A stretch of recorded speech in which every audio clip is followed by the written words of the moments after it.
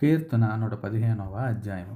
మాకు కాదు, యెహోవా మాకు కాదు, నీ కృపాసత్యములను బట్టి నీ నామమునకే మహిమ కలుగును గాక. వారి దేవుడేడి అని అన్యజనులెందుకు చెప్పుకుందురు? మా దేవుడు ఆకాశమందున్నాడు. తన కిచ్చ వచ్చినట్లు సమస్తమును ఆయన చేయుచున్నాడు. వారి విగ్రహములు వెండి బంగారువి, అవి మనుషుల చేతిపనులు. వాటికి నోరుండియు పలకవు, కన్నులుండియు చూడవు, చెవులుండియు వినవు, ముక్కులుండియు వాసన చూడవు, చేతులుండియు ముట్టుకొనవు, పాదములుండియు నడవవు, గొంతుకతో మాట్లాడవు.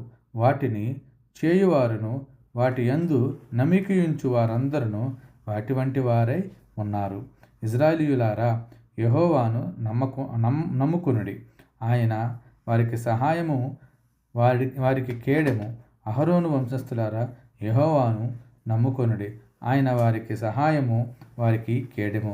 యెహోవా యందు భయభక్తు గలవారా, యెహోవా యందు నమ్మక ఉంచుడి.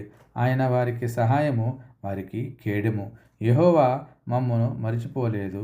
ఆయన మమ్ము ఆశీర్వదించును. ఆయన ఇశ్రాయేలుల ఆశీర్వదించును. అహరోను వంశస్థులను ఆశీర్వదించును. పిన్నలనేమి పెద్దలనేమి తన యందు భయభక్తు గలవారిని యెహోవా ఆశీర్వదించును. యెహోవా మిమ్మును మీ పిల్లలను వృద్ధి పొందించును. భూమి ఆకాశములను సృజించిన యెహోవా చేత మీరు ఆశీర్వదించబడినవారు. ఆకాశము యెహోవా వశము, భూమిని ఆయన నరుల కిచ్చియున్నాడు. మృతులను మౌనస్థితిలోనికి దిగిపోవారును యెహోవాను స్తుతింపరు.